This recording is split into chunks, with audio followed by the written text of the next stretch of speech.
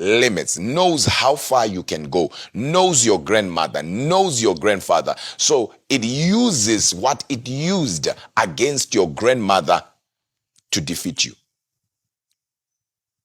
So it knows who you are in and out better than you. And because of the information it has, it uses that to stop you from thriving. That's why some of you don't understand that these spirits are called familiar spirits because they are familiar with their victim. They are familiar. They will victimize their victim to an extent that the person themselves, every time they meet somebody, that other person's life will be messed up. Not because the person's life was not making sense, was making sense. But when they meet somebody with a familiar spirit, also their life starts going down. That's one thing about familiar spirit.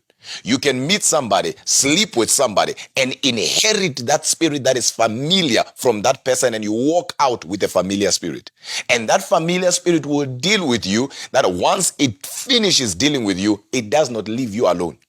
It will go to those that are connected to you. Hence, I said it's ruthless. It does not harass you to an extent that when you feel like, you know what, I'm done, then the spirit goes, yeah, now I'm done. No. When you die, whoever is connected to you will inherit it. Hence, I hate this spirit with passion. And a lot of people have inherited familiar spirits from different people. And familiar spirits' duty, familiar spirits' number one job is to please its master. And in this case, it can be a witch, it can be a wizard, it can be somebody who spoke a bad word against your grandfather, it can be somebody who said something about your grandmother, it can be somebody who said something about your mother. And that spirit now obeyed the master. And in obeying the master, it had to make sure that the words spoken against your mother or your grandmother or grandfather take shape. And after taking shape, it does not go back to the master.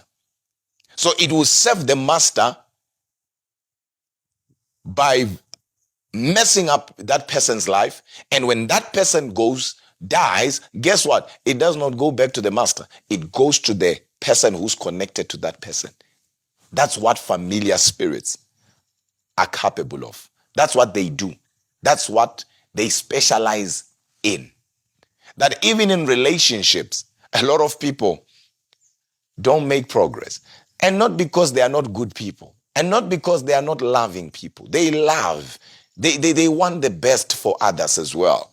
But relationships never work out. And one wonders, but this relationship, the way it started, I was 100% sure this is the one. What happened? What went wrong? Is because once a familiar spirit is at work, nothing goes right. In the beginning, it can all start good. But in the middle, hell will break loose.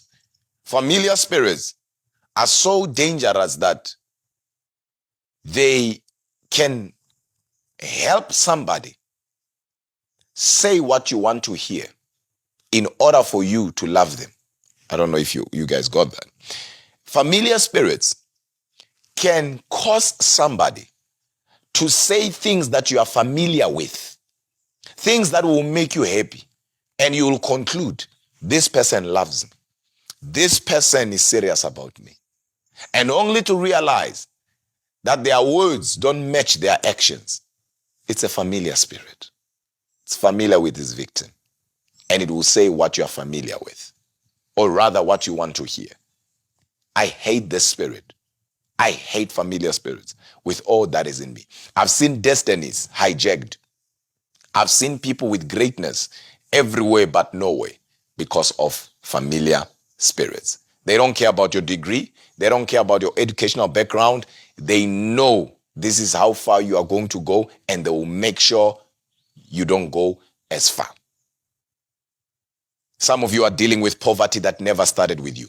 Some of you are dealing with sicknesses that never started with you. Some are dealing with trauma, family traumas that did not start with you. Inherited giants.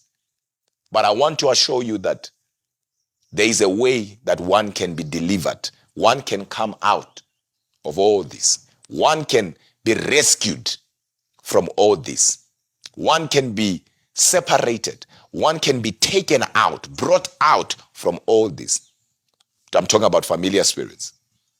And the number one way, or the number one solution that one can use, so to say, to come out completely is what we call prayer and fasting. That is because there has never been an issue or a problem that prayer and fasting failed to solve. If you want to be as spiritual as one can ever think, be in fasting. Enter into a fasting. Enter into a fasting. And once you are in a fasting, guess what then happens? Your spirit, man, because you are a spirit possessing a soul living in a body. You are not a body possessing a soul living in the spirit. So every time you fast, your spirit man gains power. Your spirit man is in charge. And if you pray from that now, I'm talking about fasting, when your spirit man is in control, guess what then happens? Every spirit that is either monitoring or a familiar spirit, it doesn't matter what type of spirit that is afflicting you, will live your life. That's why Jesus said this kind of spirits does not go out. That young man had a familiar spirit that knew him, that caused him to go into fire, caused him to go into water. He didn't want to do that, but he ended up in there, not because he was controlling himself, not because he was in charge of his senses, because he had a spirit that knew him and caused him to do certain things. But Jesus came and rebuked it. And the disciples asked, how come we failed?